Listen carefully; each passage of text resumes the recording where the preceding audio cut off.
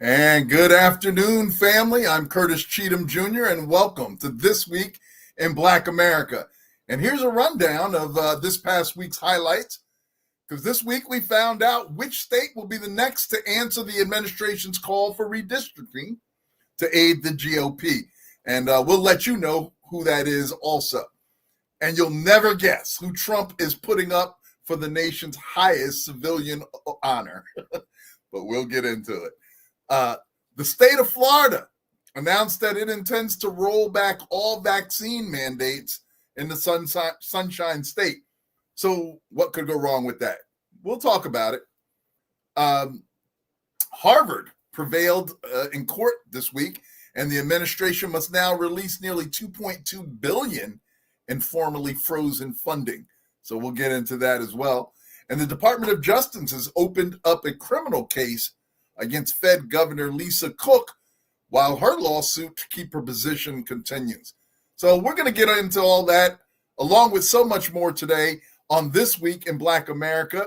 And once again this week, they gave me the keys to the car solo. So I'm on my own. My brother is getting some much needed rest and relaxation. I wish him the best. And he must have gotten so much time in that black glove.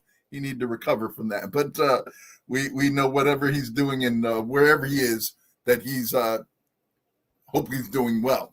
We invite you all to join us each and every Friday as we're here on This Week in Black America, each Friday at noon.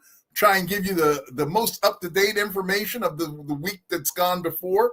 And we broadcast each week on Hello Black America YouTube channel, as well as on the Brother Deshaun YouTube channel as well.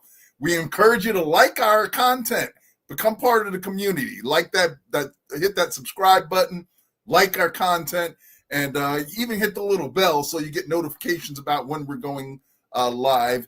And this week, we know there's got a lot going on, as there has been a lot of weeks since this new administration came into power. And of course, we're going to start with we know what's been going on in the state of Texas this last week. In fact, the last time we did a show, that day, Governor Abbott in the state of Texas signed into law this redistricting plan that he was called upon by the president to get 5 seats for the GOP. So we know about that. We've covered that. But we've known that there have been inklings and there have been little whispers about other states being called upon to do this as well. And now we're seeing what states they may be. And Missouri, the great state of Missouri, has apparently answered the call to now do this whole redistricting thing for the Trump administration. So Governor, what's his name? Mike Kehoe has announced a special legislative session to redraw the state's U.S. House districts, following the lead of Texas Governor Greg Abbott, who signed the Republican-leaning congressional map into law. That was on August 29th, just a week ago. So it's designed to help the Republicans get an additional seats in the 2026 midterm elections. What could go wrong? A move already prompting widespread legal and political pushback. So, it's not completely defined yet. Obviously, there's going to be legal challenges to these things, as there always is. But we see that the map is being drawn out for us, right? We're clear that what they're trying to do, and normally this doesn't happen. Normally these redistricting things are tied to the census, which only happens every 10 years. And now we see in the middle of the census cycle, first Texas and now Missouri, answering the call of the White House to bring to bring some additional congressional seats. Now, we also know what's going on in California. They're answering the call as well this week. And we know that they've decided to have a special election out there in California to decide whether or not they would do redistricting as well in an effort to kind of overcome what the Republicans are doing. The Democratic states are starting to look at this as well. So hello, Cyber Lady. Welcome. Glad to see you. Brother Deshaun, I see you checked in with us. Great to see you. And yes, we do want to shout out Meraki Media in the background. Great to have them with us as always, I feel such a feeling of confidence when I got Meraki Media in the background helping me out, and we certainly appreciate them. So, yeah, so that's what's going on with the state of Missouri. Not a whole lot, we'll keep an eye on it. There's nothing we can do about these things. We're just keeping you informed about them so that you can make sure that you're taking the appropriate actions. Shout out to the people out in the Lou, St. Louis, and those areas out there in Missouri, because, apparently the governor is bowing, and he's going to swear fealty to this administration as well, regardless of whether or not it actually serves the people of Missouri well or not. So we'll stay tuned. We're going to look for the call to be answered by states like New York, maybe Illinois, in some of those democratically held states, to see whether they will fight fire with fire. Because, I think the days of I love Michelle Obama, and I love the mindset that she had when they go low, we go high. And in theory, that sounds great. It really does. And I think I endorse that to some extent. But we're in demon season here. So when you're dealing with demons, you can't deal with them as if you're dealing with regular, normal humans, right? These people show no grip on humanity. They've shown no willingness to even to care for or show any compassion for their fellow human beings.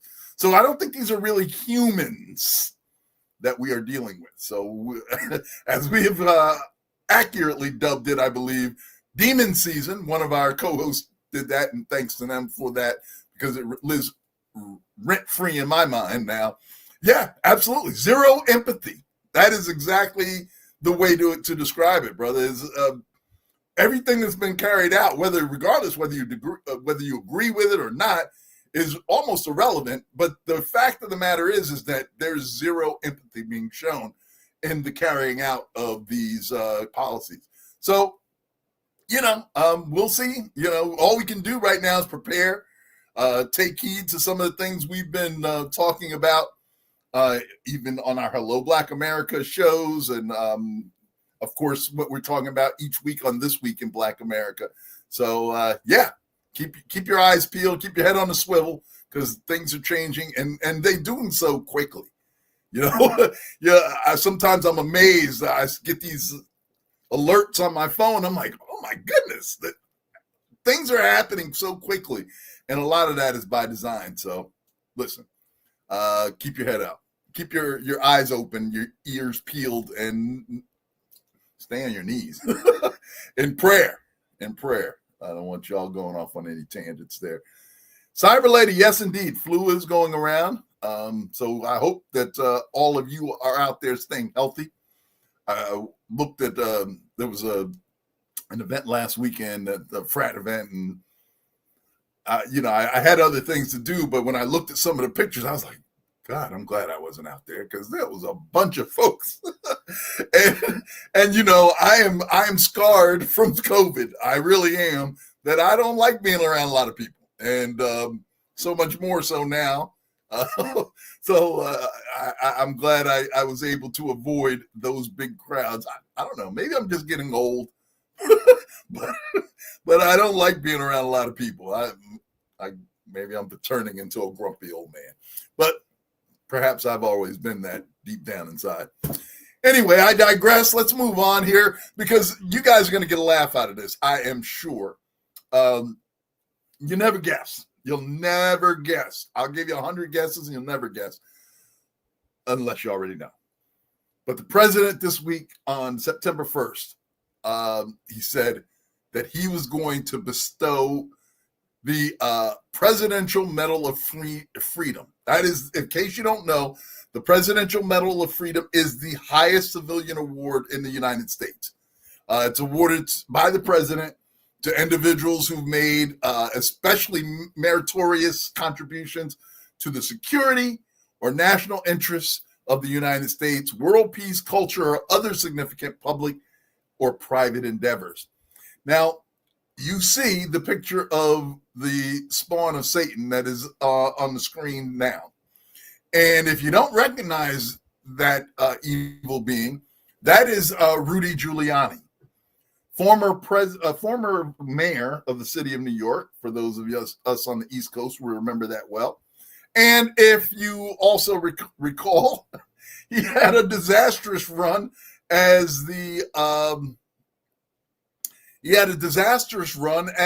basically the president's main lawyer.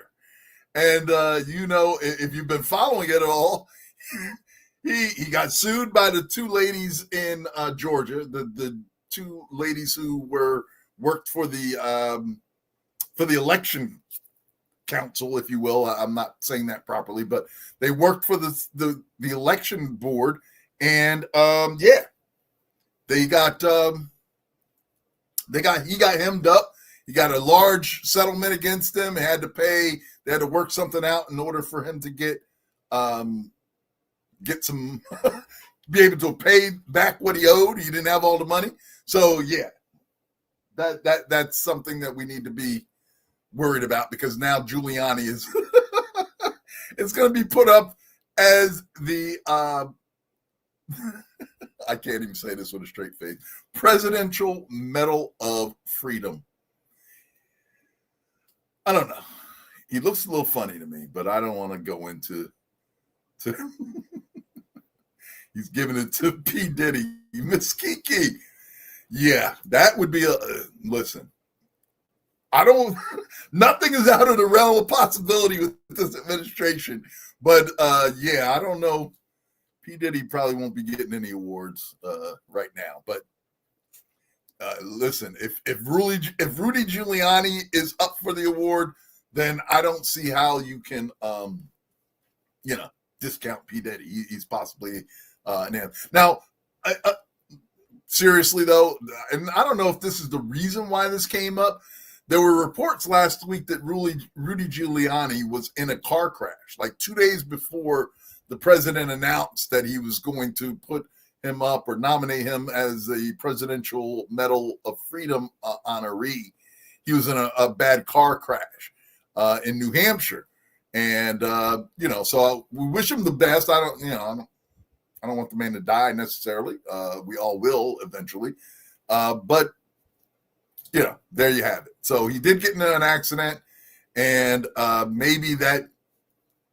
I was going to say maybe that sparked some sort of compassion in Trump and decided to give him the award. But I think we've pretty much established that Trump really has no compassion.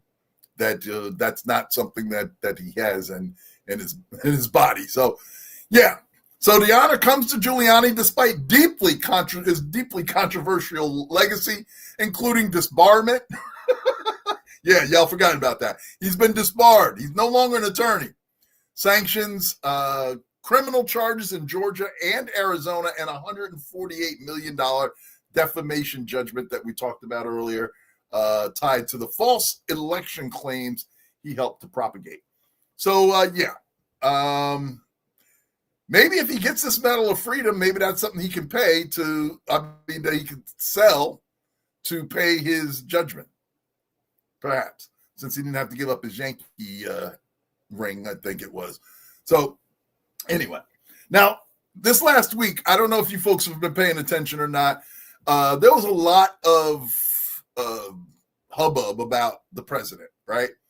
And rumors circulating about his health and things like that. Because, let's face it, the man doesn't look well. If you just look at him, right? To me, he just doesn't look well. And there's been all types of rumors circulating. We know for sure that the president loves being in front of an audience. He loves to hear himself speak. And so there was all types of speculation running rampant this last week that where is he? Nobody had seen him. He hadn't made any public appearances in about a week. Now, he had done some radio interviews and things of that nature, so he wasn't completely absent. But, once the internet starts going, the rumors start running rampant, and everybody's talking about these mystery illnesses and things like that. certainly we've seen his cankles. We've heard that be a subject of much discussion. His inflamed ankles, which I know from my own medical interactions that that's sometimes the problem if you're retaining water in your ankles and things like that. So clearly there's something happening. And then they talk about his hands being bruised up. And of course, he and his administration just chalk that up to shaking too many hands. Yeah, if you buy that, we've got that same bridge for you out in Arizona. But anyway, the man is nearly 80 years old. So, I mean, there's no, there's bound to be something going on with him. And I had mixed feelings because I don't care for our president. I'm commanded to love him. It's tough to even say from sometimes, but I'm commanded to love him, but I don't care for him very much, if I'm honest, right? Because to me, his actions seem to be demonic. They don't seem to be anything that honors God or the God that I understand in Scripture. So clearly, to me, the things that I see him doing are kind of anti-Bible, anti-Christian in a lot of ways. So that's just me. I'm not imposing my opinion on you. You draw your own opinions based on what you've seen.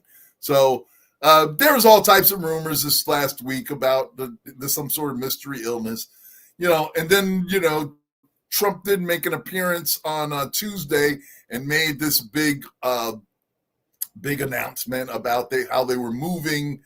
What was it? The Space Force people? I think it was the Space Force people. He was moving from Colorado to Alabama. So that was the big hubbub. That was the pretense of the announcement that was made last week. And that was the first time he had kind of been seen publicly again. And of course, he was forced to answer those questions. And as most questions go unanswered, really, he just kind of glossed over them. He said something to kind of chart his own narrative. And then, it's on to the next thing. So, listen, the man is nearly 80 years old. He's going to have some issues, I would imagine. Although he claims, and he wants the world to believe that he's a picture of health. Somebody said that he says that he's 6'3" and 205 pounds. Yeah, that's a lot. I've been 205 pounds, and that man is not 205 pounds. It's funny because sometimes on social media they'll show what a 6'3", 200 and whatever pound man looks like, and it doesn't look like Trump. But anyway, I digress once again, as I am often want to do. Cyberlay says he's taking a vacay in the middle of the work he started. What work? This guy's been playing golf like every single day. I mean, in between executive orders, he's swinging the golf club. I don't profess to know all the ins and outs of what's going on in government, but I've seen a lot of presidents, and I've seen a lot of things go on, and it doesn't seem like this guy is as serious about the job of the presidency as maybe some others that I've seen. I'll just leave it at that. We'll just see how that goes. And anyway, moving right along, and lots of news this week, but we want to. How many of you saw this young? Now I'm new to TikTok, right? I just got on TikTok in the last month or so, and I still haven't figured it out yet. But there's this black guy named Tamo, Tamo, black TikToker. He has 111,000 followers apparently, and he was going viral this week. And I'd seen the reel, the clip where he was saying something, but this, I guess we would have to put this under the leave black folks alone category. And shout out to Hawk Newsom out in New York. He's always putting out content about leave black folks alone, and then we shows these videos of unmelanated people who generally would get their comeuppance once they confront black folks for frivolous causes. But this black TikToker, apparently, he went viral after some white guy came onto his page, crashed his Pokemon and video game focused live stream. Now, I don't follow the games. I'm not a Pokemon fan or anything like that. So I know nothing about what he was doing. But he was apparently on this live stream doing all these nerdy things. And some white guy came in and started spewing the N-word at him. I don't know. Apparently that word is thought to have some sort of magical powers that disturb black folks. Now, I don't want to get off on a tangent, but it don't bother us like it once did. Let's put it that way. So Tamo not only identified the man, he discovered that the man was actually affiliated with the United States Navy. And he also took some decisive action by reporting him to the Naval Inspector General. And to his church. I'm not sure he cares about that part, frankly. But okay. To his church, his fellow black sailors, effectively initializing real-life consequences. And over 5 million people liked this clip. And Tamo delivered the powerful line, you know how they tell us that we should be careful what we do on social media because there could be real-life consequences. Hi, my name is Real Life Consequence. I love that line. I love that line. Hi, I'm Real Life Consequence. That's a level of petty that I respect. And he insisted that there would be no apology that would be acceptable, no excuse or payment that could stop him, calling the man's career into question and setting an example of accountability in digital era racism. Listen, I don't generally like to wish bad on people because I think there's something in the Bible about don't do that. Let God deal with it. Because if he sees you celebrating somebody's demise, then maybe he changes his mind and perhaps you become the subject of his wrath in that regard. So I personally choose to try and avoid this. And, you know, if God makes a decision to take this white dude out and you know, and lose his job and him deal with the consequences of his actions, okay, I'm gonna just let that happen though. But yeah, so leave black folks alone is the key. Is the key phrase there is leave black folks alone. We just want to live. We just want to exist in peace and tranquility and security. You know, the same thing y'all want. Y'all being the unmelanated amongst us, our unmelanated brothers and sisters.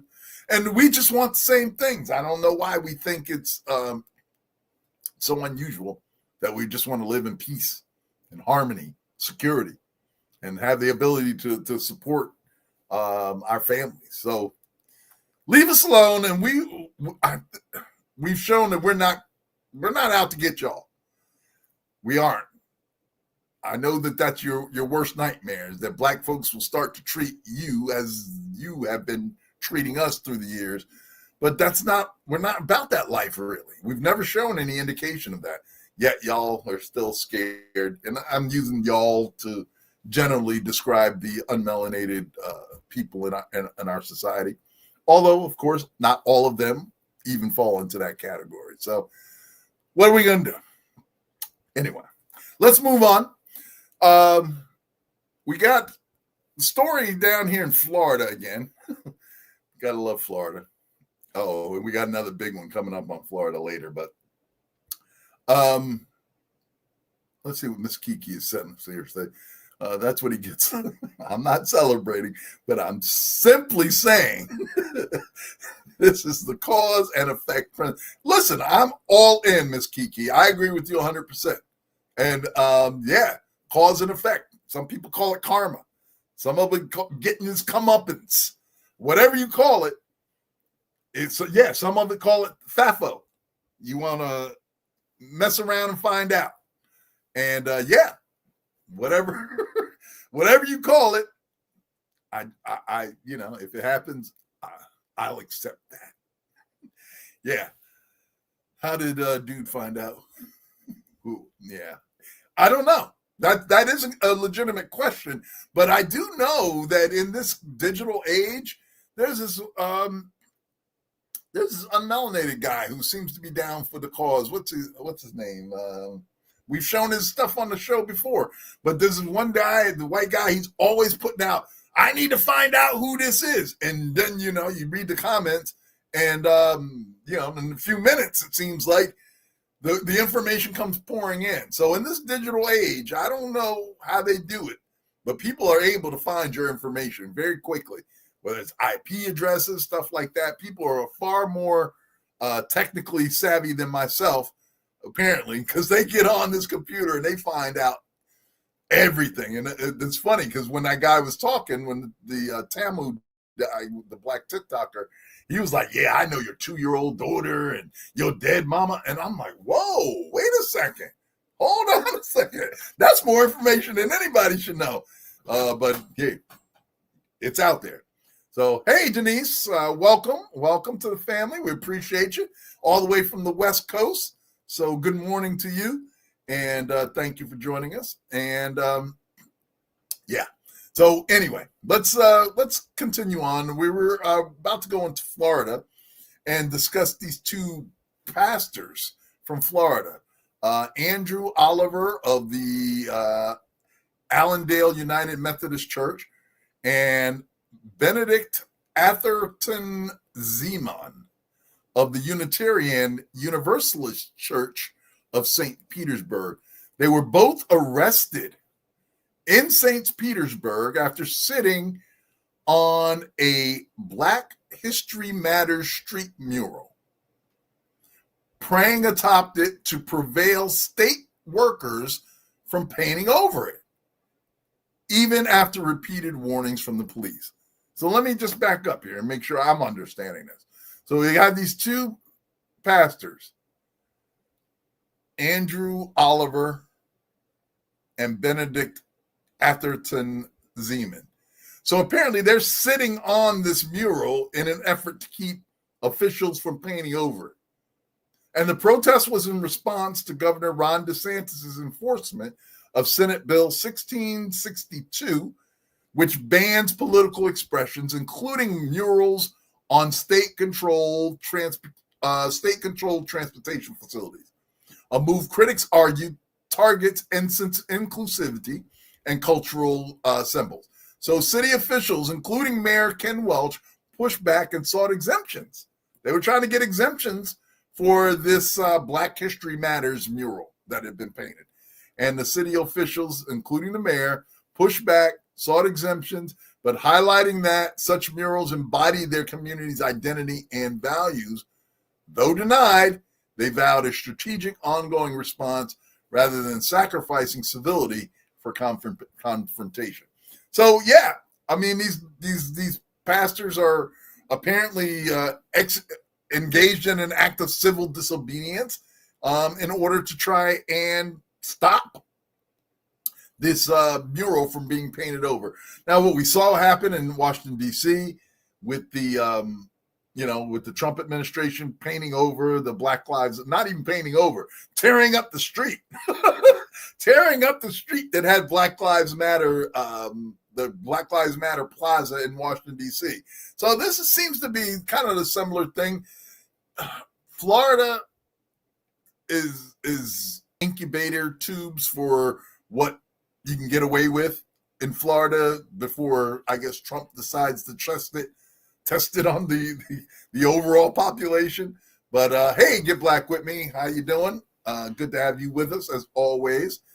I think that he's got such sycophants like DeSantis and Greg Abbott over in Texas that will just do whatever the president says and go wherever he leads. That, I don't think we should be necessarily confused by any of the things that we're seeing here, because they're just going along to get along. So, these two pastors in Florida, I don't even have the update, so I have to look for that to find out whether or not these two gentlemen were still being held or anything like that. But this is the kind of thing we're going to see happening. And keep in mind that it's designed, and we've said this many times on our show when Brother Deshaun and I have talked. It's kind of designed to sow chaos, right? Get you off your square a little bit, get you wondering what's happening. Want us to live in a state of fear or doubt, or just not knowing what's next. So that was actually it was in St. Petersburg, just outside of Tampa, actually, right there. So it wasn't actually Tampa. The article saying itself St. Petersburg. So St. Petersburg, Florida, shout out to you. And hope that the community comes to the support of these two pastors who are just trying to do the right thing. Yeah, they're being driven by morality, by compassion and empathy, things that this administration doesn't seem to possess in any large degree. So last week we talked about the Fed chair, the Fed governor, Lisa Cook, only black woman on the Fed, had been confirmed by just one vote. So she went through an exhaustive confirmation process. So all the dirt came out. And then, of course, the president did something that clearly he's not able to do. Sent her a letter basically saying that she was being dismissed because of some allegation. So they had no real proof or anything, but they had this allegation of mortgage fraud. So the language of dismissing a Fed chair basically says that you can't do it unless it's for cause. So I see they're now trying to reverse engineer this. So they brought the charges. They said she lost her job. Then when it was pointed out to them, of course, that you can't do this without cause, now they're trying to make up the cause. So they're kind of working backwards in this and saying that, okay, yeah, we made an allegation. It wasn't a real allegation because there were no charges ever brought. So now they're trying to bring up the charges in order to support the allegation, which will allow them, supposedly, I guess, to fire this woman. So we've seen this before. The parallel is, and we talked again about, what's his name? Kilmar Garcia, Abrego Garcia, right? We talked about him last week as well. And it was a similar type of parallel, is that, so they dismissed him, said they did it incorrectly, that he wasn't supposed to go, but they weren't going to try and bring him back. And instead of trying to correct the mistake, they decided to trump up charges to support the fact that he's been deported to this third party country. So we've seen this administration. First of all, they'll try and do whatever they can to see if it sticks. And if they realize that it doesn't stick, then when somebody tells them what should have been happened, now they try and go backwards and revise history to include the crimes, quote unquote, the crime that was necessary to start off to allow them to take whatever action they're trying to take. So hopefully you can see those parallels, even though they're obviously different situations. But we see this administration going back, revising history to kind of fit whatever the narrative that they're trying to craft. So, we'll see how it turns out. Of course, Ms. Cook also has a lawsuit pending. And of course, sometimes we see these things play out weeks and weeks later where, they make a big splash about some executive order or something. And then, we find out a month later that that what they were doing was actually ruled as being unconstitutional or illegal in some way. And so the judge asked in both parties to file some additional arguments. They were supposed to have ruled on her lawsuit recently, but the judge asked for some additional arguments to be submitted. Not unusual. And the ruling would be, stayed for a minute until they were able to provide that. So if Trump does succeed in removing Cook, he would shift the balance of power from the seven-member board, potentially securing a majority to advance his push for interest rates cuts. And if you don't know what's going on with this whole interest rate cuts thing, go back to the Hello Black America page. We did a whole breakdown of this on our Hello Black America content. About how the interest rates have been cut for years, and it's not good for America. Let's put it that way. It doesn't seem like it's good for America. Go out and watch The Age of Easy Money if that's still available, because it was on PBS, and PBS is gone now. But they've managed to defund PBS, of course. But The Age of Easy Money. Go and watch that documentary and see if you come away with the same sort of understanding about the house of cards that our economy has been built on for the last almost 2 decades now. So anyway, so we'll keep an eye on that. We'll keep an eye on what goes on with Lisa Cook and the legal battles that are underway with regard to her maintaining her job on the Fed committee there. So anyway, who the heck or why is the administration wanting her, and why is I know that's not a real question, Miss Kiki. I know that is not a real question, because that answer is pretty obvious. She has entirely too much melanin for their liking, and probably that she's not going to quietly go into the night without speaking up.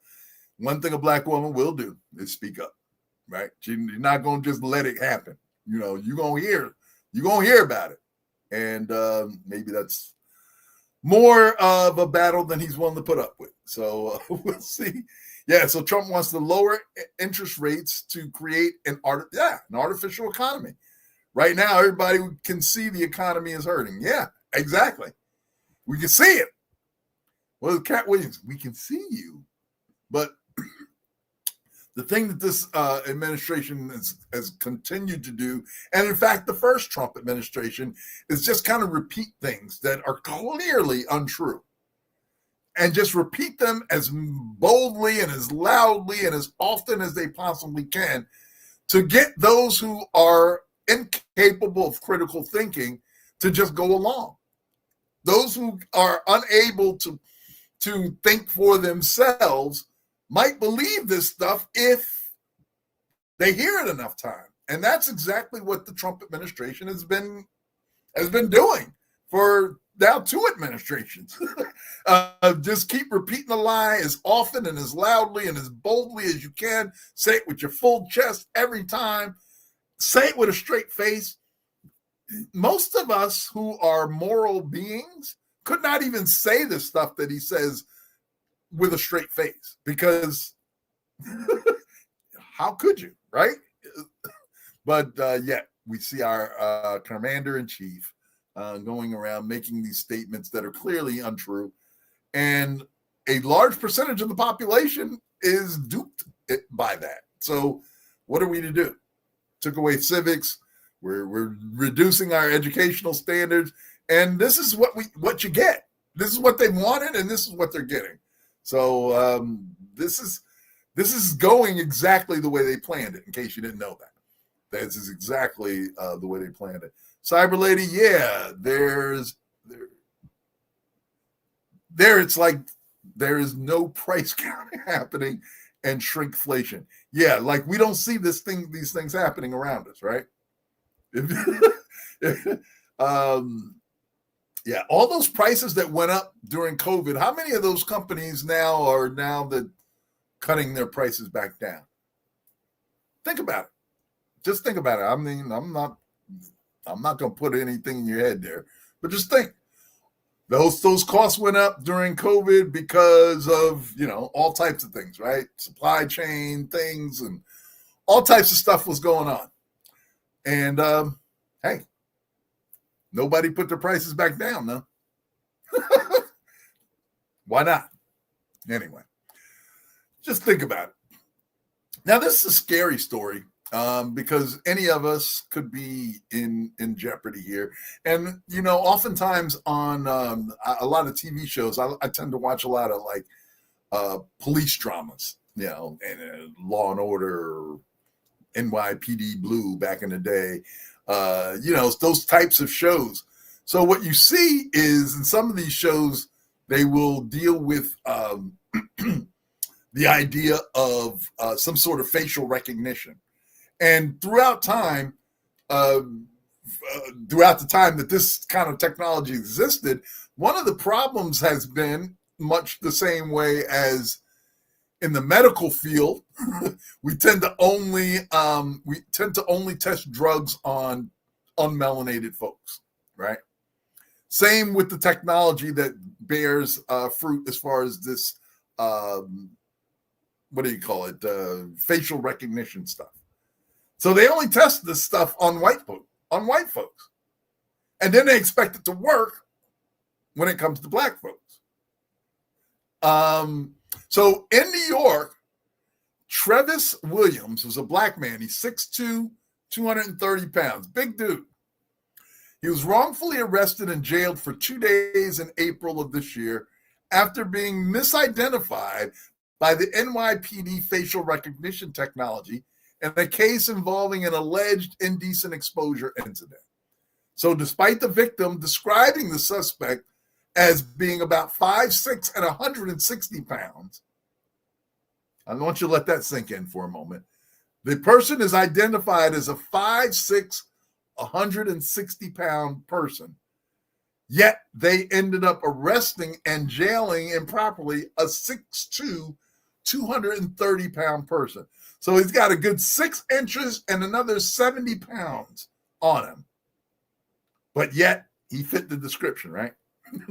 That's always the moniker. That's always the thing. He fit the description.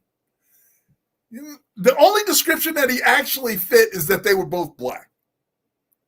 There's a clear difference between somebody that's 6'2", 230 pounds and somebody who's 5'6" and 160 pounds.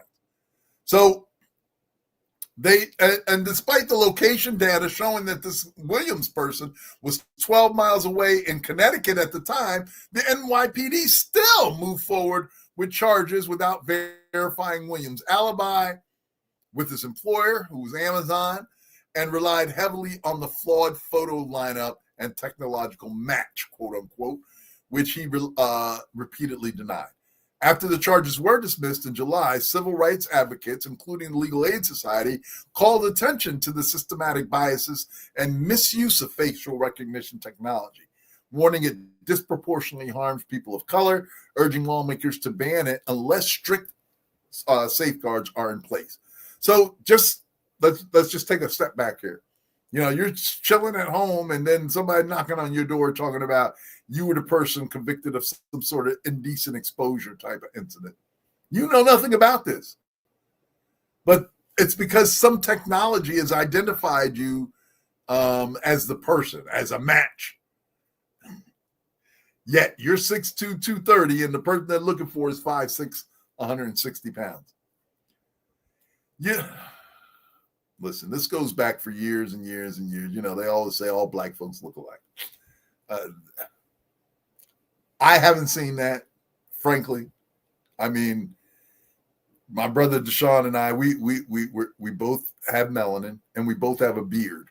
But I think other than that, I don't know that we're very similar other than that.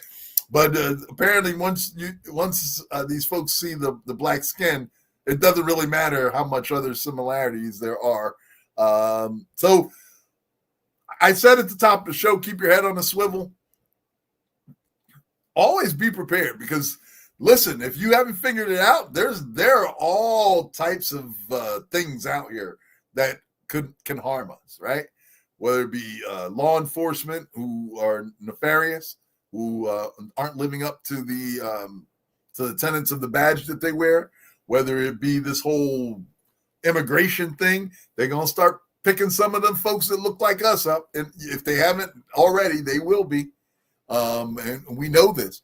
So there's so many different avenues or ways that danger is coming or could come potentially. So it can be exhausting, frankly, to walk around and knowing that everything is coming at you. Life comes at you quickly sometimes, and so much more so as a black person living in America these days. So I say all that to explore your options. And of course, we talk about it all the time here. Brother Deshaun has been very, very active in putting together plans on how we can get out of here. You can go to jointhecall.org or rep2025.org to find out about those things that we've been discussing. Because let's face it, the picture here in America continues to get dimmer and dimmer all the time. And I'm all for those who continue to fight for what we have put into here. But again, it just seems so obvious to me that this country has shown us over and over and over again that they don't want us here. And this is just me, Curtis Cheatham speaking. I don't want to be where I'm unwanted. I don't want to be where I'm unwanted. So what we as a people have to start figuring out where our gifts and abilities are wanted, where they're going to add value. We know they add value here in America, but apparently those in control don't want to see that value or think that they are somehow diminished by allowing us to shine. They will let us shine to some extent, but of course they'll end up snatching the glory for themselves, and in a lot of times destroying what we have put together, maybe out of jealousy, maybe out of just evilness. I don't want to believe that, but there's certainly the fruit are obvious that we build communities and they keep getting torn down. You have to ask yourself why that is, and how long you want to keep fighting that fight. How long do you want to keep building here if clearly the society as a whole has kind of shown a penchant for not wanting to accept this? So we've got to figure that out collectively and individually. But if you are interested, of course, in understanding some of the plans that we've been putting out, then I encourage you to take a look at rep2025.org or the jointhecall.org and find out what's going on, because things are happening. Whether you are aware of them or not, things are happening, and we encourage you to be a part of that community as well. And so let's move on a little bit here. Now we know what's been going on with the administration, and they've deployed now troops to Los Angeles. Incidentally, in case you forgot, that seemed like it was so far ago. They did indeed go to court on this, and the court ruled that they basically couldn't do what they were trying to do with the National Guard. They did rule that they could keep some amount, 300, I believe it was, 300 National Guardsmen in place out there in California, but basically ruled that the entire action is illegal. Yet we've seen them try it again. We've seen them do it in Washington, D.C., and they've been taken to court, and that legal battle is still ongoing. But now he's talking about Chicago, and Chicago mayor and the governor of Chicago have been very active as far as, vocal, as far as saying, no, you weren't invited, that sort of thing, making threats, in fact, that don't harm our people and that sort of thing. So there are people who are in place, who've been elected, duly elected, who are standing in the gap at this point. But frankly, Trump's a bully, and we've seen that, and he'll take action and then try and figure it out later. So we're gonna see what becomes of this. I just think that they're trying to draw black folks into a fight. I that's just my opinion. Again, I think they're trying to draw us into a fight. Keep pushing us, keep pushing our buttons, keep doing things that affect our communities. And ultimately, I believe he wants to get us in the streets so that he can release the hounds again. So we can go back to the 60s where you got the dogs and the fire hoses, but he wants to make it with the military, right? He's already shown that. That he's kind of shown a penchant for the military and military strength. Even when, I don't know if you guys saw this last week, the military leader, so it was Putin, the guy from Korea, and the Chinese president were all together on stage, and they had a big military parade, the likes of what Donald Trump envisioned when they did the thing back in June. That was such a farce. Although the people over there, their military actually looked like they were in sync, like they was on target with their march and the cadence, and and even the president described it as impressive. So you see, he likes that sort of thing. He loves that little authoritarian government type of government where he feels like he's a man, he's a big, strong, powerful leader. Clearly, he's not, but as long as he continues to craft that narrative for himself, somebody's going to believe it. And unfortunately, about 70 million people believed it enough to vote for this man this last time around. So we'll keep an eye, as we always say, we're keeping an eye on what's going on around us, whether or not he does actually send troops into Chicago. I heard this last week where he's floating the idea of sending troops to New Orleans because there's been a lot of talk about how come he's not sending troops to these Republican-led states. And one of the Republican-led states is where Mike Johnson, the Speaker of the House, is located in Louisiana. Now, there are places like Shreveport and Baton Rouge with higher crime rates. But those cities aren't necessarily run by a black person. So I guess New Orleans fit the bill there when it comes to that. So keep an eye out again. There are plans being made that will not benefit us necessarily, but you need to be aware of them so that we can, take the appropriate action at the appropriate time. So keep your eyes open on that. Chicago, there may be National Guard troops coming to a street near you soon. Anyway, this is something I wanted to talk about because I don't know, just a couple days ago, there was an airstrike on a boat that was traveling in the Caribbean. Now, supposedly, this was a Venezuelan vessel that had what the administration identified as Venezuelan gang members, 11 of them, I believe, on this boat. And it was a small little speedboat. It wasn't huge, but we saw the president getting on talking about, well, first of all, we saw the president actually show a video of this boat being struck by a bomb of some sort. So this happened on September 2nd.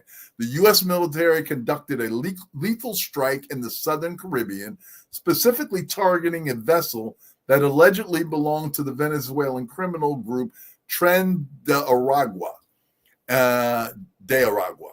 and was carrying illegal narcotics. 11 people aboard were killed. President Trump released the video, the footage on his social media platform, Truth Social, showing the vessel engulfed in flames, and described the target as a drug-carrying boat, quote unquote, in international waters heading towards the United States. He emphasized that no U.S. forces were harmed. Secretary of State Marco Rubio confirmed that the vessel was operated by a designated narco-terrorist organization aligning with Trump's characterization. And of course, Defense Secretary Pete Hegseth defended the strike as precision, asserting that the U.S. knew who was aboard and what that was doing, labeling them narco terrorists. So, a couple questions.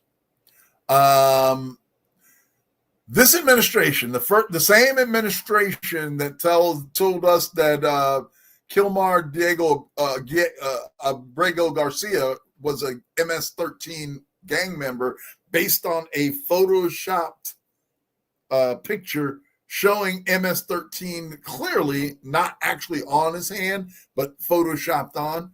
So we are supposed to believe the same administration that is just wantonly arresting people, shipping them off to third-party countries without any kind of due process, and we're now just supposed to believe that these people were all 11 gang members.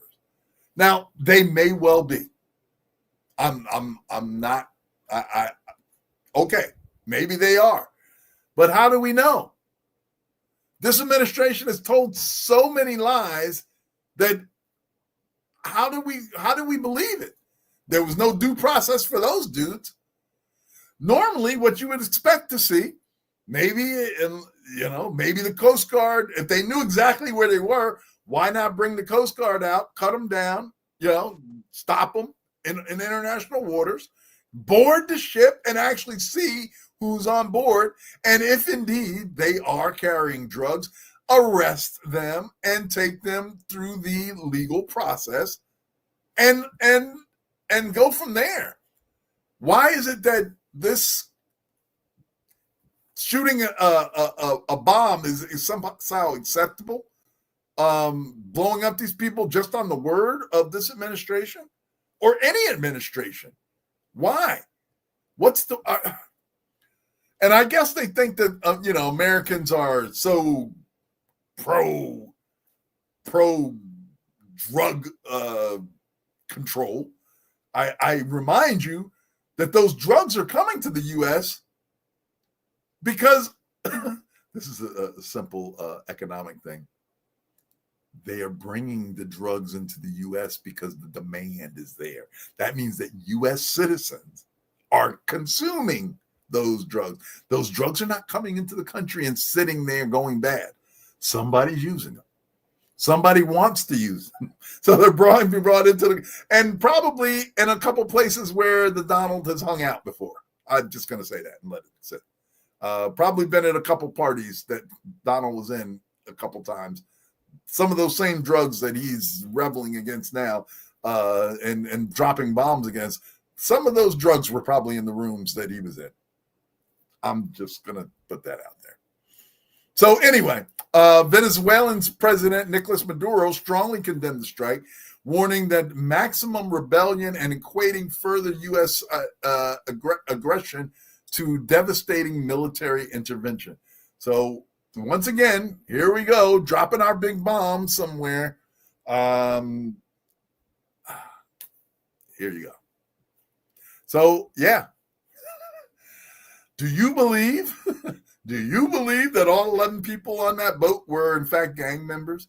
Were they not entitled to due process? Were they not entitled to be arrested and go through the legal system? Why is so they're drug traffickers, so that means it's okay to drop a bomb on them. What about if they were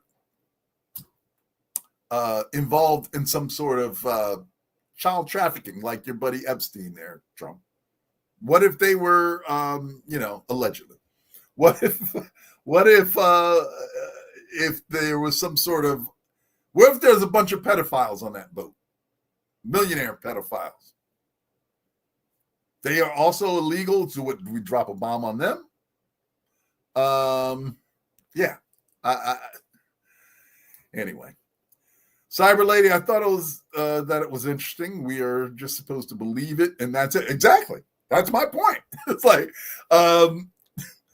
and listen,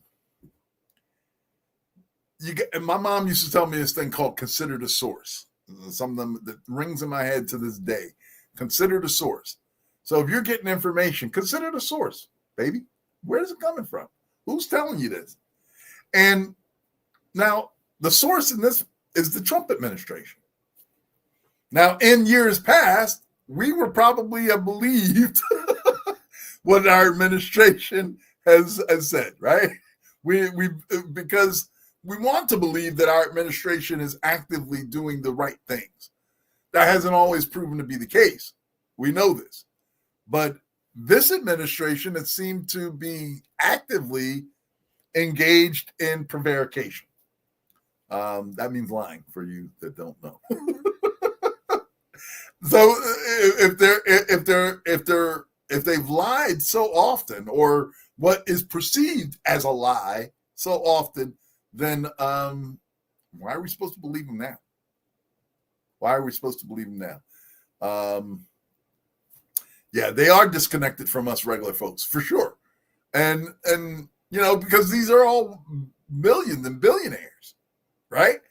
And I don't begrudge anybody from being a billionaire, but it seems that they operate with a different kind of within a different framework, different reality than you or I might. Those of us who might consider ourselves regular folk. Yeah, I'm sure Donald does not consider himself a regular person, regular folk, as it were. So I don't know. I feel some kind of way about this strike because I don't trust this government. I do not. I do not trust this administration. And if they tell me the sky is blue, I want to go out and take a look because they have shown themselves to be untruthful. Untruthful. That's the sweetest way I can come up with it to say it. Is they've proven that they speak with forked tongue, as our native brothers and sisters have called it out before. So anyway, let's move on because I can't stay there for long. Anyway, here's an update. So we've been talking about the various educational institutions that have been under attack by this administration. We saw it with Columbia. We've seen it with Harvard, other institutions that I'm drawing a blank on at the moment, but they've gone after a bunch of academic institutions trying to cut DEI out, trying to control basically what is being taught in our higher education facilities. And a lot of these institutions just basically paid the money. They paid them off. They wrote a check or whatever and agreed to do whatever to sort of pronounce their fealty to this administration. Harvard was like, nah, bro, we going to court and we fighting this thing. And of course, Harvard got hit with losing or being frozen out of nearly $2.2 billion with a B $billion in research grants. Things that these academic institutions, a lot of times they're doing studies that are tied to the government. Research that is done, the government doesn't necessarily do all this research. They kind of farm it out to these academic institutions. Harvard being one of the most prestigious and biggest in America, one of the most highly respected in America. Now, of course, the president couldn't get into Harvard. He went to another Ivy League school, and it's said that his son didn't get into Harvard, which is supposedly part of the reason why he has such a a disdain. I was going to use a different terminology, but yeah, such a disdain for Harvard is because his son didn't get in and he didn't get in, and So anyway, so U.S. District Judge Allison Burroughs from Boston ruled on September 3rd that the Trump administration illegally terminated approximately $2.2 billion in research grants to Harvard University, characterizing the move as unconstitutional and retaliatory. The court ordered that the funding be restored, marking a decisive legal victory for the university. I wonder how those other universities are feeling, the ones that just wrote the check, because all of them had the ability to do this, right? They all could have fought back. They could have collectively maybe gotten together and fought back. Harvard stood alone, and now we're seeing that they have prevailed. Same way like these legal firms, these law firms, a lot of them decided to pay off the administration rather than fighting. And what we're seeing is those that did decide to fight are prevailing because they had the intestinal fortitude to fight. A lot of people just didn't have the will to fight, and they just kind of wrote the check out and let it be and just kind of be quiet and wait this thing out. But kudos to people like Harvard for standing up, and for those law firms that stood up and actually fought and put their money on the lines in some cases, to fight these illegal actions, that we're seeing. So the judge found that the funding cuts were illegal, act of retaliation, after Harvard declined to comply with the administration's demand to modify its governance and policies, and that the action violated Harvard's First Amendment right, including academic freedom and free speech. So listen, the decision stands in contrast to other Ivy League schools such as Columbia University, which reached a settlement with the administration to restore some funding. Harvard, however, remains steadfast in resisting government interference. So kudos, shout out to, we'll give some applause to Harvard for standing up and prevailing against the administration. And listen, sometimes you got to just stand up and fight, right? Sometimes you just got to stand up and fight, and especially when you're up against a bully. And this administration has shown itself to be bully-like. Harvard stood up to the bully and succeeded. So we'll see what happens. I'm sure that they will take this to, if there's another court to take it to. If the Supreme Court hasn't chimed in, I'm sure they're going to try and bring it there. But at least at this point, we see Harvard being successful in its fight. So kudos to them. And again, we'll see what could happen, what's going to happen down the road. So what does this mean moving forward? The ruling is a landmark defense of the academic freedom, reaffirming that universities cannot be coerced into policy changes through threats of defunding. This decision may set a precedent for other universities targeted for political reasons, signaling judicial limits on the executive branch's power over higher education institutions. And though the court ordered funding to be restored, the Trump administration may choose to appeal, of course, prolonging the financial and operational uncertainty for Harvard. Now, and listen, I have no other explanation than that, or other than expectation, I should say. I had no other expectation than that this administration will continue to fight. They'll continue to listen. This is the administration that swore for 4 years, basically, that the last election was stolen from them, with no evidence to support it, just the words, just saying it for 4 years. Got other people saying it. It became a whole mantra, right? That if you keep repeating a lie enough times, people will believe it, and we see that over and over again with this administration. So, kudos to Harvard, and we'll see how that plays out. Now, in the what could possibly go wrong category, we see the great state of Florida once again. Now, I told you we'd be back to Florida, And there are a couple different aspects of this. So Governor Ron DeSantis, I've heard him called Ron DeSatan before. And, he may indeed be a spawn of Satan. I don't know the man personally, but I do know his works, and he's kind of Satan adjacent, if nothing else. But we'll put that over here for a moment. So he had this Surgeon General for the state of Florida. When we say the term all skin folk ain't kinfolk, this would be Exhibit A. Surgeon General Joseph, how do I pronounce this? Ladapato? Joseph Ladapato. He does have some melanin, although clearly he ain't one of us. So he proposed eliminating all school vaccinations. This Surgeon General Joseph Ladapato has proposed eliminating all school vaccination requirements. I'm just going to stop there for a minute, okay?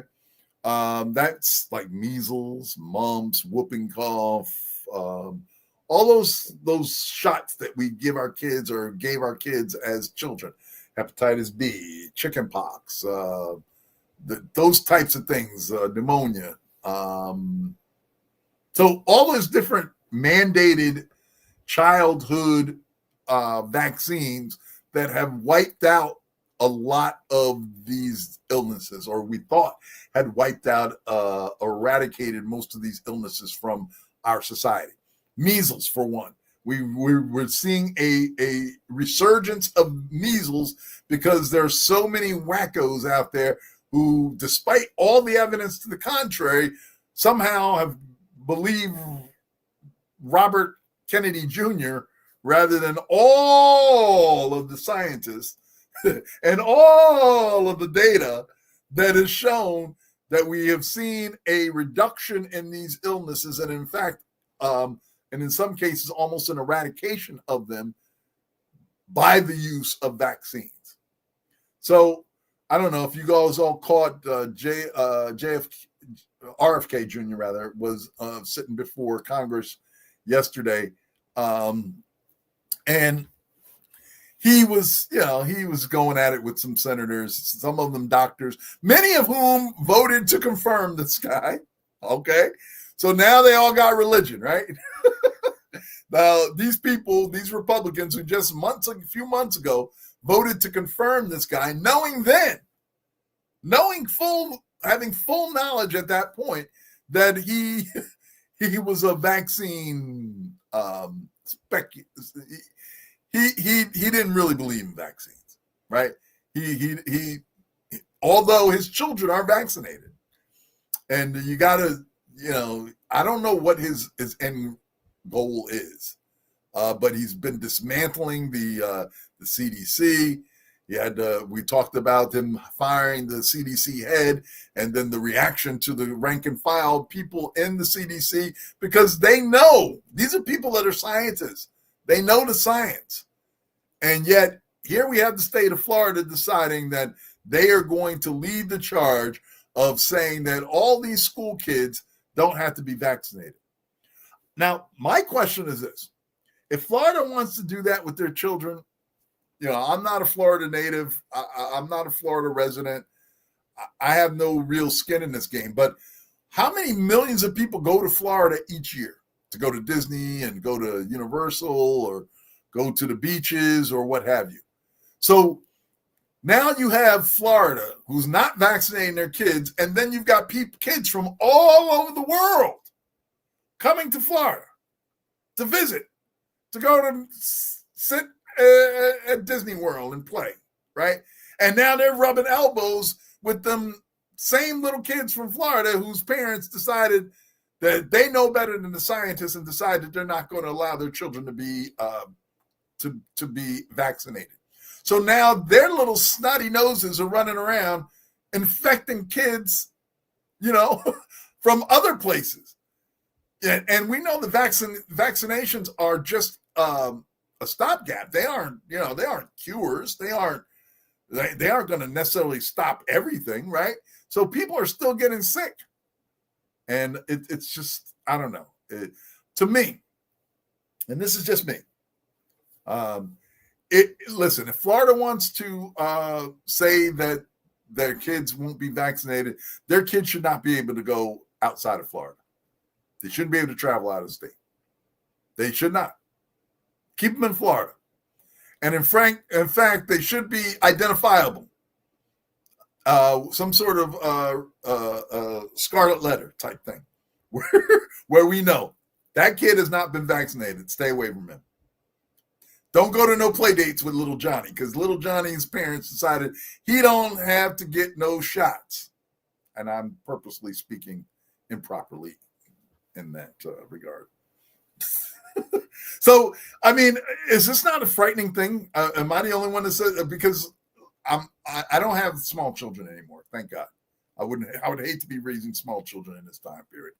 But here we have people who are thinking that, we've got all these years of scientific data to show how we've reduced these many illnesses, how we control these many illnesses, polio, chicken pox, measles, things like that we thought we had complete handle on. And now we've deciding to just kind of undo years and years of science. Now, this Joseph Ladapato, the Surgeon General of Florida, he got up and actually compared vaccine mandates to slavery.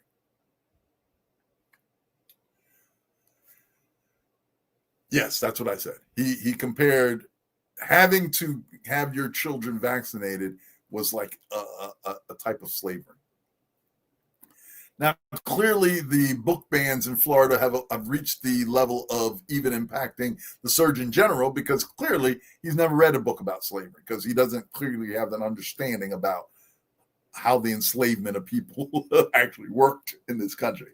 So I have to question his credentials, even just from that one statement. I have to question his credentials.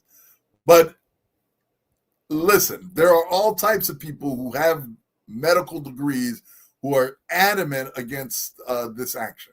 Now, it's not going to happen overnight. It's going to take some time for them to figure out how they would actually do this.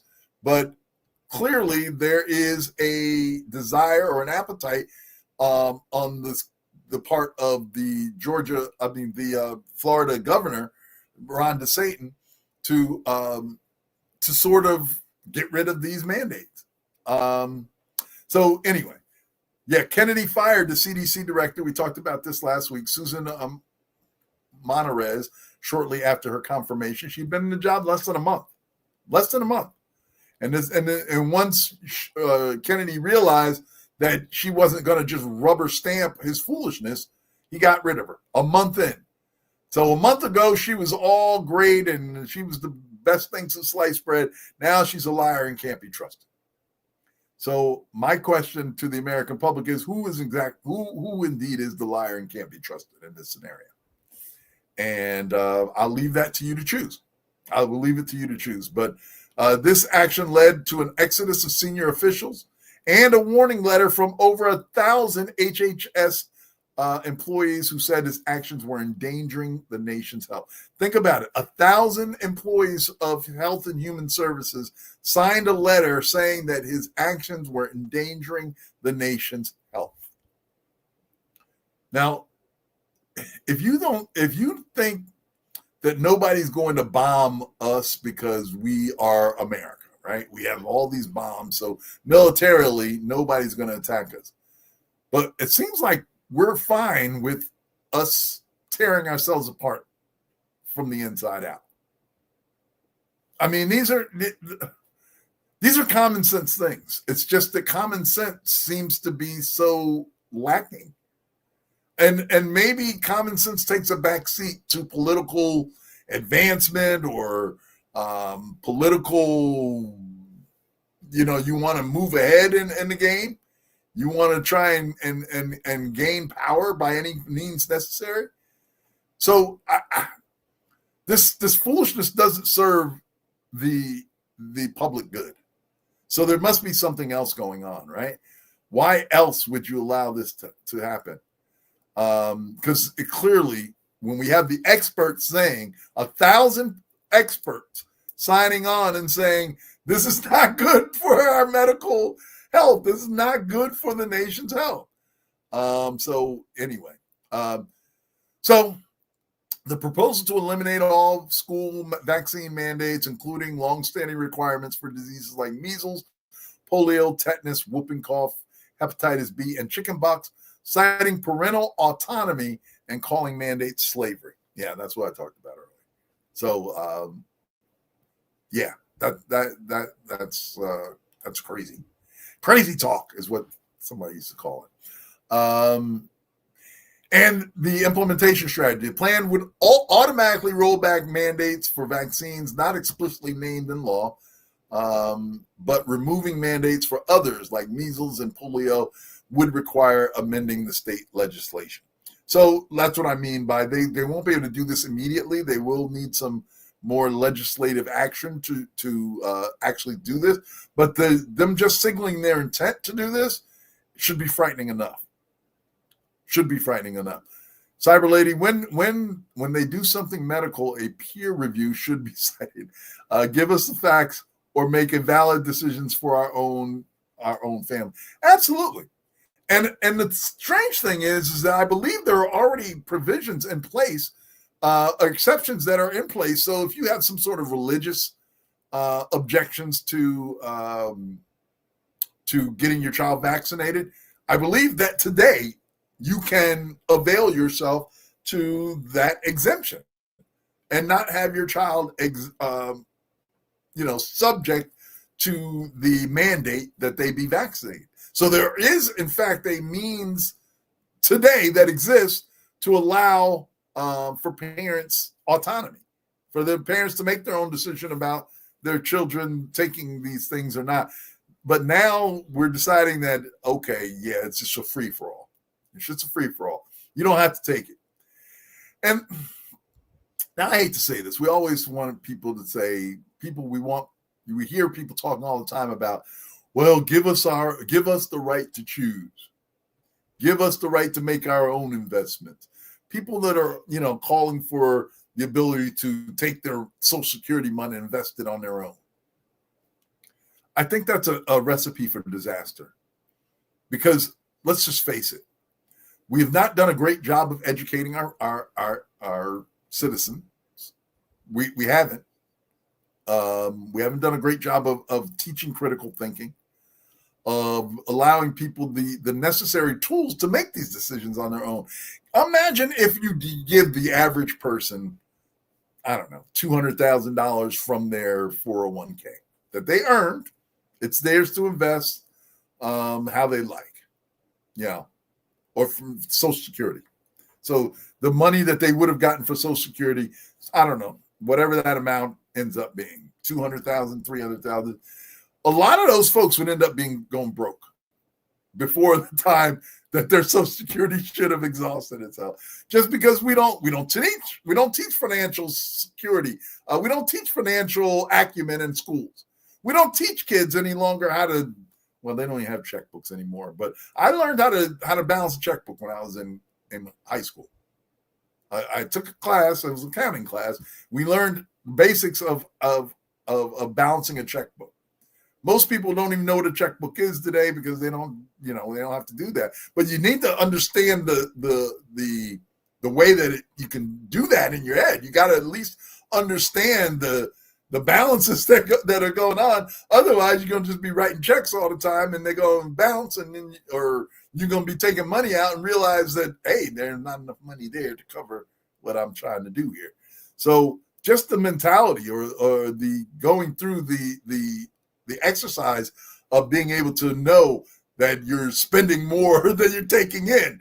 It seems like a simple enough concept, but apparently not, because people are going into debt to try and support lifestyles that they can't afford.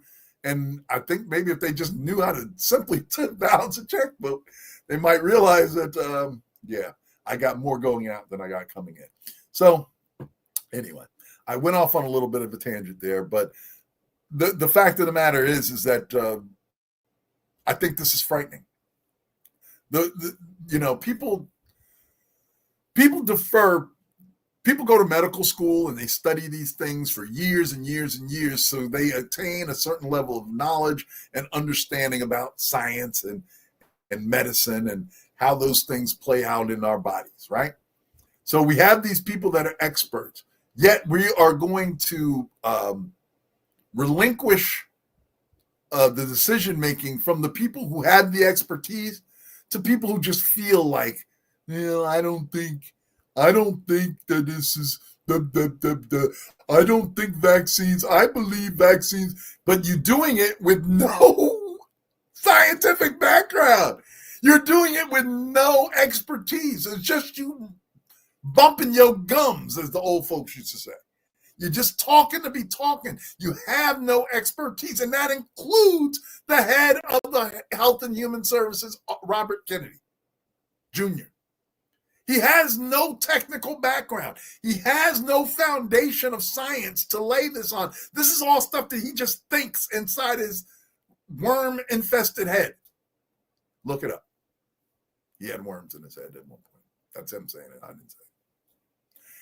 But anyway, this is frightening on so many different levels. That we people that we elect to really care for us have sort of abdicated that responsibility. We see it in the state of Florida. We see it in the state of Texas. Missouri is now jumping on the bandwagon, where we have these leaders, quote unquote, people who are elected to lead, and they are abdicating their responsibility in fealty to a president who has shown himself not to be a leader. Yeah, worms in his head. Exactly.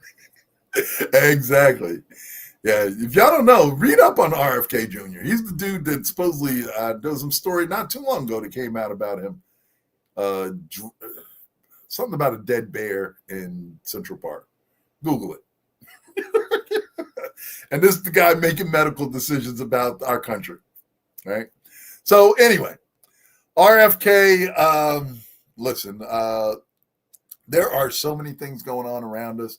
That's why we bring this to you each week, because I know there are certain things that happen and you get caught up in your lives and you don't always have time. I know, and I've said it numerous times over and over again, that if I did not have the responsibility for gathering news for the express purpose of informing our audience about it, I would not be checking in on a lot of this stuff. I really wouldn't, because it's overwhelming. There's so much going on, and we talked about it being by design to kind of throw you off. So you're distracted from, you're looking over here, what's going on, and you're not even paying attention to what's going on over here. And I think that that's the way it is. Y'all know that the Trump has made more money in the last 8 months than he's ever made in his life. I mean, just put it out there. The Trump family has made more in the last 8 months than they've vastly increased their personal wealth over the last 8 months. Is that right? Is that the way the country should be run? I know it's a capitalist society and we support capitalism, but should capitalism be run off the backs of Americans? People that we elect in order to take care of our resources, allocating our resources, is really only bringing those resources into his own pocket and enriching himself. And if you think that's okay, God bless you. Listen, that's your opinion. I can't change anybody's opinions. We're all entitled to have them, but they should be informed opinions. You really should have an informed opinion. Don't just start flapping off the mouth because you feel something. Read a book. You've got these computers in your hand that can allow you to look up things in a moment's notice, and most of us don't even avail ourselves of that ability. There are all types of things going on around us, and all you have to do is have the ability to pull up your phone, pull up one of those search engines, and just type it in. Or you don't even have to type it in. You can press the little microphone and say it. Say it into your phone, and of course, they'll give you the information. They will give you the information. And yet we decide that we'd rather just go along. We'd rather just hear what those in command have to say and go along without verifying, without pushing back, without even knowing whether or not what they're saying is true or not. So anyway, listen, this is the time where we're supposed to be ending, and we will end today because normally, and I love it, so I'm not casting aspersions here, but sometimes my brother and I will get on, we'll start talking about these things, and we'll start going back and forth, and next thing you know, you look up and it's 2 or 2:15, and we end up going over a little bit. But we just wanted to make sure, I just want to get on here this week, make sure that you had an idea, continue to know an idea of what's going on around you. If life is coming at you and you don't have time to sit down and look at this stuff every week, that's what I'm here for. And I'm subjecting myself to the cruelty of going through this news each week so that we can share it with you, so that you can be aware of what's going on during this time and during this season, even this demon season. And listen, it is indeed that. It is indeed that. And it's unfortunate and it's sad that so many of us are going to fall victim to the incompetence of this administration, as well as the lack of empathy of this administration. So a lot of people are going to be hurt, unfortunately, but we want to make sure that our audience understands at least what's going on so that you can make informed decisions about what you want to do. We certainly appreciate you joining us this week in Black America. I want to thank the Meraki Media team in the background for being here throughout, guiding me through this. I pray that my brother has gotten and is going to get some good rest and relaxation, and we're going to try and bring it back to you. We'll run it back next week and see if you'll join us again next Friday at noon on This Week in Black America, when we, once again, will try and break down what's going on around us. If there's things that are going on that you know about, reach out to us. We'll love to hear it, and we always appreciate our co-hosts joining in and bringing us information each and every week. We certainly appreciate you. Make sure that you, if you haven't done so yet, hit that little thumbs up so you like our content, and certainly subscribe to it and hit the bell so that you get reminded each week when we come online to bring you This Week in Black America. You will be up to date. I'm sure my brother will be back next week, and and we'll try again to bring you the latest on what's going on, what affects you in Black America. Don't forget rep2025.org, jointhecall.org. Go check those out and like and subscribe those as well. Make sure that you're staying abreast of what's going on around you. And until next time, that's it for This Week in Black America. We will see you next time, same channel. Hope you have a great week.